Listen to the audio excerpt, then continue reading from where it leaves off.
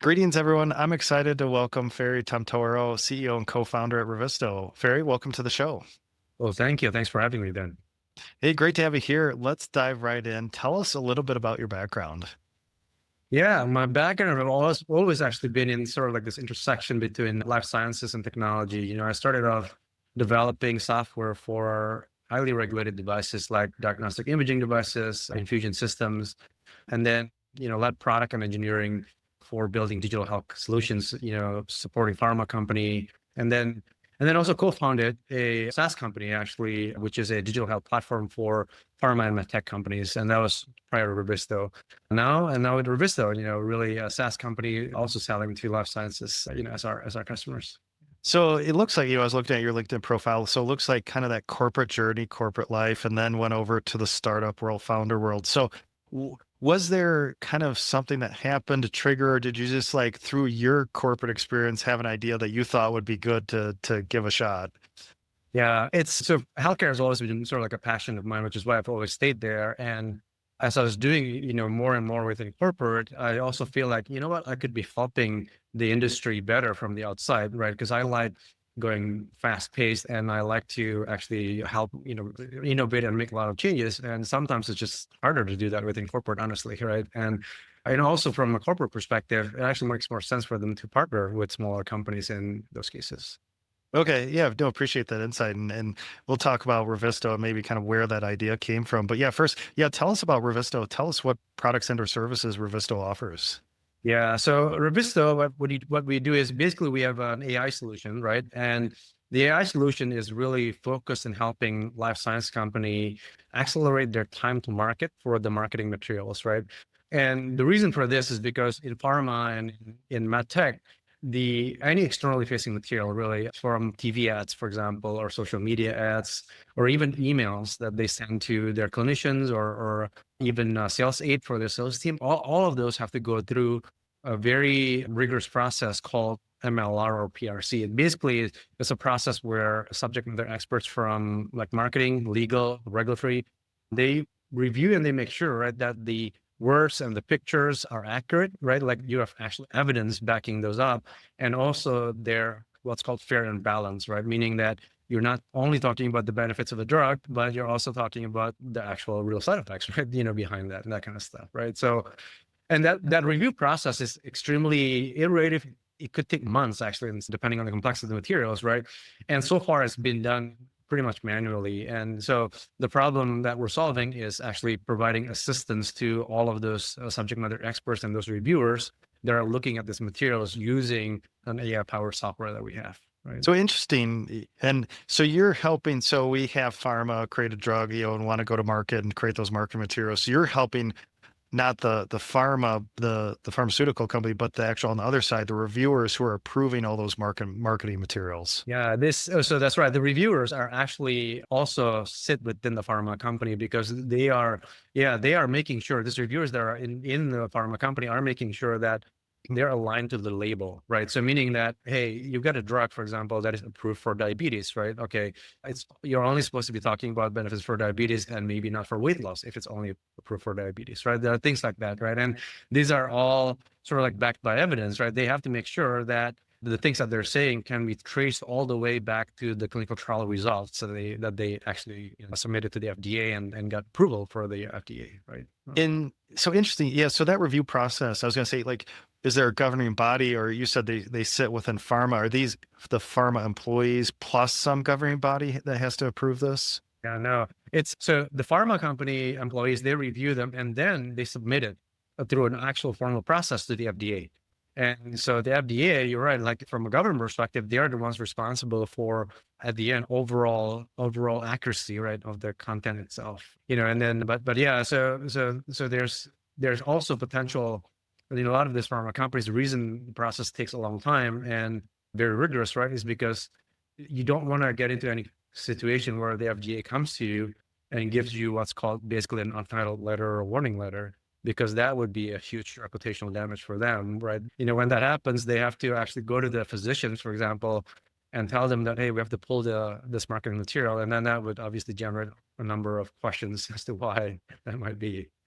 Yeah, so that's interesting because as I watch TV or watch Hulu or whatever, I always see pharmaceutical drug commercials all the time, right? And so it sounds those are very scripted, like almost every word that they say, figure, stat, whatever, has to be backed up by all this information behind the scenes. Right. Yeah, the words, the stats, the speed as to how those words are being, actually communicated, the balance between, the benefits of the drugs versus the risk, all of this stuff, timing, font size, everything is actually are things that the reviewers will look at as well. Yeah, no, that's fascinating, and all those the very creative names for all those drugs when they have those in those commercials. So let's talk some stats and figures here. What year did you found Revisto? So yeah, we founded Revisto in 2023. So it's a little over a year ago, and then we actually released our first version of our software that houses pharma companies back in May actually of last year. So a little over 6 months, I'd say. And then so since then we've already started implementing and launching our software in actual top 5 pharma company. We've then kind of expanded also within that pharma company. Okay, great. And then do you have a headquarters location? We're fully remote. We're a Uh, fully remote company. I mean, technically, we're maybe based out of Austin, but we've got a remote base of employees. Yeah, okay, so remote. And then what's your current team size? We've got 14 people, keeping the team maybe small and strong, let's say, right? Yeah. What we found to be very important, I guess, in this is actually a mix between different domain expertise, right? So people that really understand not just pharma, but people understand this specific review process, which is called the MLR, right? But then also infusing that with people who understand the technology side of things, right? So because we're in vertical AI and obviously people that understand sort of like the models and specifically how that could apply for like the domain that we've got as well. Yeah, it seems like it's so that deep tech experience, but also just it seems like very deep domain knowledge needed, for this, the approval process. So, Yeah. and Yeah, and really so is. and so starting to implement. So, are you pre-revenue? Or are you generating revenue now? We have revenue. We do have revenue, and yeah, we're growing. But our focus, honestly, also for this year, we are looking at revenue. We're looking at ARR as our usual metrics. But even more important than ARR at this point, we're actually looking at the metrics that our customers are measuring. Like meaning, how do we make sure that our customers are actually getting the ROI that they are supposed to be getting by implementing our software, right? Yeah, and we'll talk some of your favorite metrics towards the end here. But so right, your early innings here, early stage, just starting to implement. So how are you finding the pharma contacts, these top 5 pharmas? Like how are you getting in there to pitch your product? Yeah. So there's usually roles within these pharma companies that are involved in like marketing operations, for example. They're involved in making sure that the use of their marketing dollars is very efficient, right? So that's marketing operations. There are also roles that are specific to commercial compliance or commercial regulatory. So those are the roles that usually sort of own this particular area or the particular process, the MLR process itself. But how we get connected to them, right? This is an enterprise sale, so a lot of this is relationship driven, based on my past experiences, my board members' past relationships, and so on and so forth, right?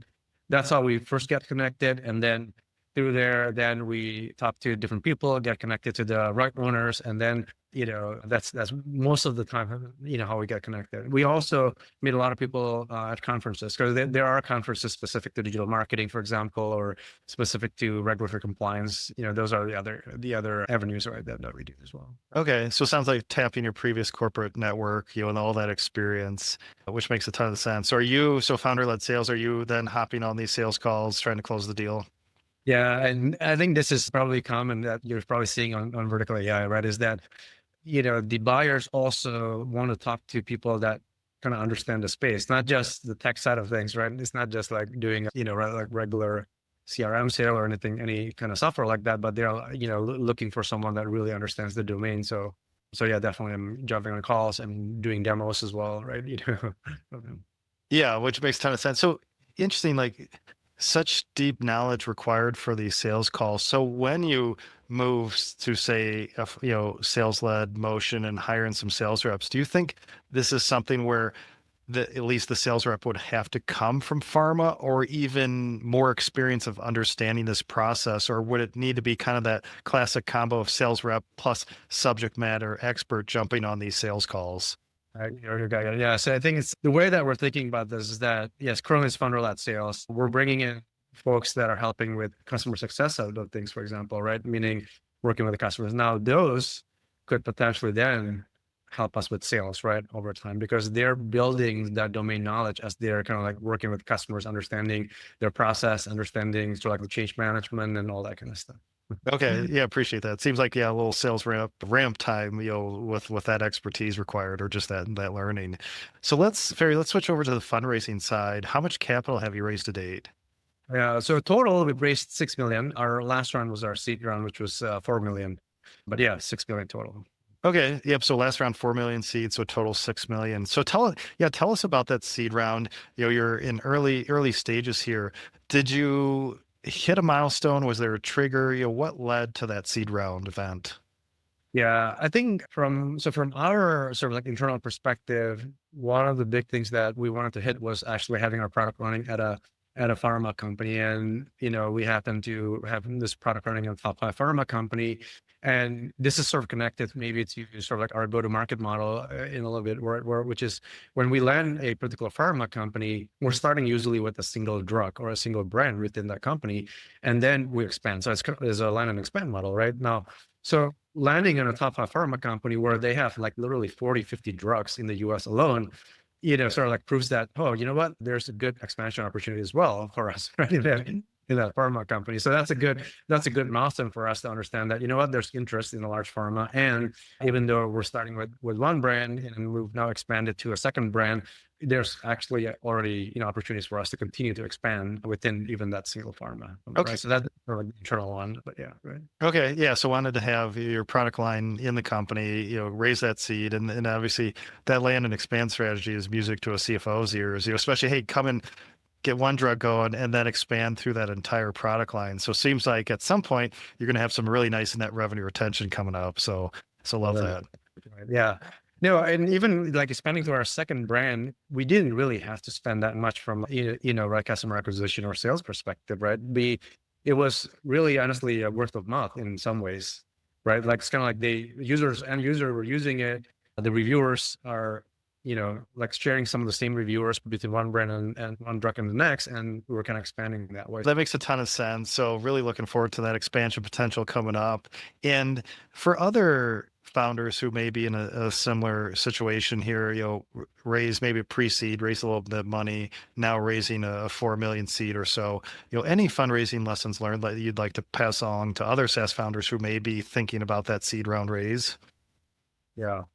I would say probably one of the most important thing is really being clear in terms of the types of investors and board members that you're looking for, because especially in this early stage, right, in the seed stage, we're still in the phase where we're figuring out really like making adjustments both to the product, the go-to-market model and stuff, right? Like you need thought partners, you need people that are like both like that the experience, but understand that there will be changes, right? Versus the ones that are honestly like only purely looking at, your end results or end numbers, right?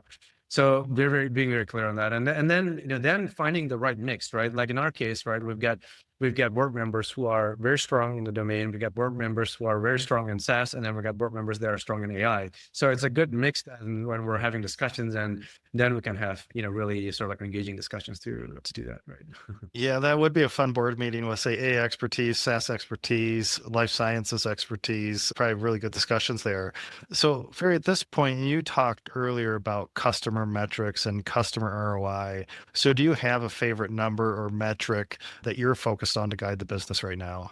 Uh, so currently, our focus is really, like, as I mentioned earlier, making sure that our customers are getting value. So this is customer ROI that is being calculated, and from our perspective, is based off of the efforts saved and sort of like the release cycle time. So what I mean by that is like our software is going to help pharma companies basically have more capacity, which in some ways, right, is the same as, being able to save efforts, right, direct manual efforts, right? And because these are subject matter experts, right, and there's usually like between 8 to 10 of these people involved in this review process, it's a very easy calculation for us to know, okay, well, we saved, 3 months, we saved 4 months, whatever that might be, right?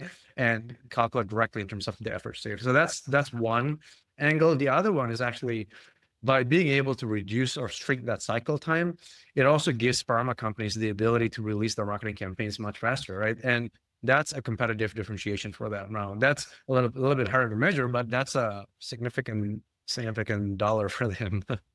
Yeah. Oh, yeah. If we always want to go to market faster, more efficient. And one question, like, so say you come out with a commercial for a drug, and what if they want to do another but different commercial about the same drug? Approved, or do they have to go through that same approval No, process?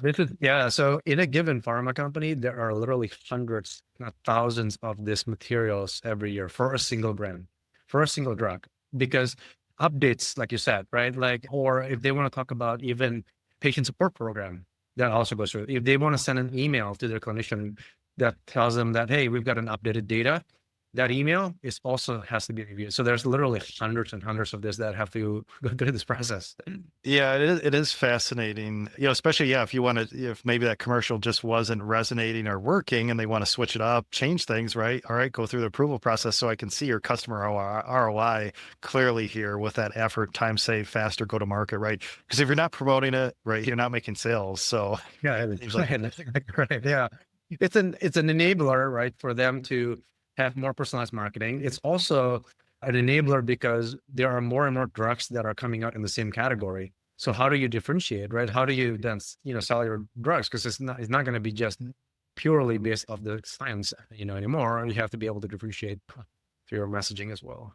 yeah, I love that. So, Ferry, really appreciate your time today. As we wrap up here, what's coming up next for Revisto?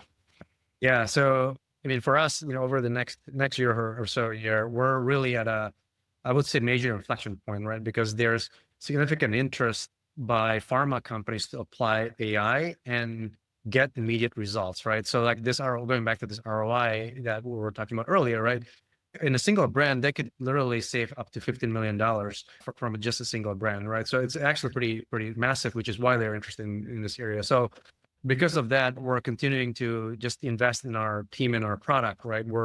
We're going to continue to improve sort of like this internal lagging and leading metrics is what we call it internally that we've been continuing to measure, right? And those are things like, how does our product actually provide higher and higher accuracy of the results for these reviewers? Because trust is a strong, very, very strong thing, right? Very important thing for our product in our space. So having that accuracy is extremely crucial. So we're measuring accuracy. We're measuring, how much more time can we actually save from all of the end users that are out there, right? And so product and team, and then we're going to continue to refine our go-to-market, model. We're going to then, after that, between those two things, then we'll just start scaling. Yeah, so a lot of work upcoming, but exciting. So, Ferry, appreciate your time today. If listeners would like to learn more about Revisto, where should we send them online? Yeah, I think our website is probably the best place. So revisto.com, they could request for a demo. They could we also have an explainer video there that's sort of like a short 3-minute video that explains, what we do and how we do it. And of course, feel free to just connect with me on LinkedIn, send me a message, ask me questions there. Sounds good. Well, check out Revisto, which is, I think, revisto.com to learn more. And yeah, again, fascinating world, in life sciences and pharma, Ferry. So again, appreciate your time and sharing your journey so far. Thank you. It was a great conversation. Thanks a lot, Ben.